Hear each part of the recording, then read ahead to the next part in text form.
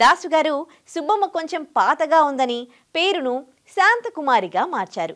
శాంతకుమారిగా మారిన నట గాయక సంచలనం తరువాత సినిమా సారంగధర. ఇందులో ఆమె చిత్రాంగి అనే దుష్ట పాత్రను ఎంతో ఉత్సాహభరితంగా నటించింది. ఈ చిత్ర దర్శకుడైన పి పుల్లయ్య గారిని ఇష్టపడి పెళ్లి చేసుకుంది. వారిద్దరి మధ్య అద్భుతమైన ప్రేమ కథ నడిచింది. ఆ కథను గతంలో ఒకసారి ఆమె వివరించిందిలా. అది ఆమె మాటల్లోనే. గ్రేట్ వే ఆఫ్ ఇండియా బొంబాయిలోని ఆ సుందర దృశ్యాన్ని నేనెప్పటికీ మరువలేను. అదంటే నాకెంతో ఇష్టం. అక్కడే నా జీవితంలోని నవవసంతానికి ఒక మార్గం ఏర్పడింది. అదే భవిష్యత్తులో బంగారు బాటగా రూపొందింది. అప్పటికి నా వయసు 15 సంవత్సరాలుంటాయనుకుంటాను. పివి దాస్ గారు నేను వారి సినిమాలో నటించడానికి అడిగారు.